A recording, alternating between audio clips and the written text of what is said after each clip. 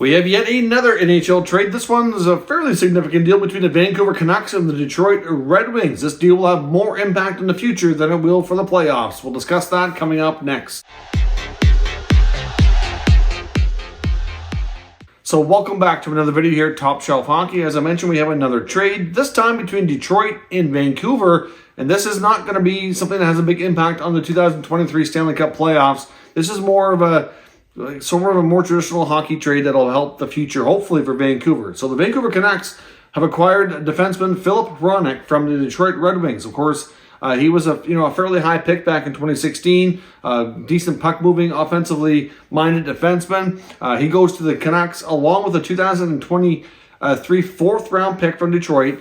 Going back the other way is a 2023 first-round pick, which is the pick that the Canucks acquired from the New York Islanders for Bo Horvat in that trade, as well as a 2023 second-round pick. Hronek is, like I said, pretty good offensively minded defenseman. He has 38 points this year in 60 games, so he's likely going to finish the season somewhere in that 40 to 50 point range, which is certainly pretty good. I guess my question here is Filip Hronek really, that's a big price tag to pay to get him. I mean, you give up a first and a second. Now, that first round pick that the Islanders sent Vancouver does have some conditions on it. They're not likely to end up following through, so it's probably going to be the 23 first rounder, but there is some conditions that could have it bumped out a year should those rules apply. But at the end of the day, that's two high picks for Hronek. Like I said, he meets the threshold for what the Canucks wanted in terms of his age, a good puck-moving defenseman.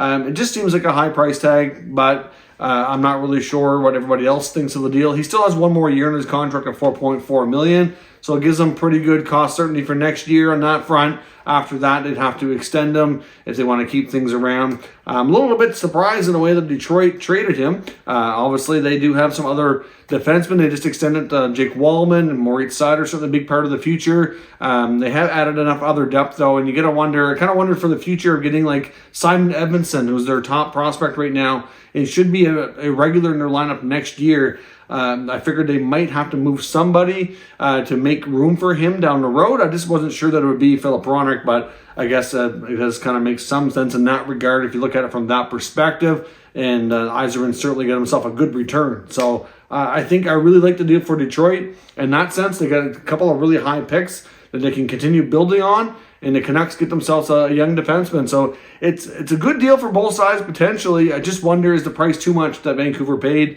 Did Yzerman fleece another team? Let me know what you think down in the comments, and we'll discuss further. If you're new to the channel, make sure you subscribe and stick around. We'll keep you up to date with all the news, rumors, and analysis of NHL Trade Deadline and beyond for the entire league. Thank you for watching, and I'll catch you next time.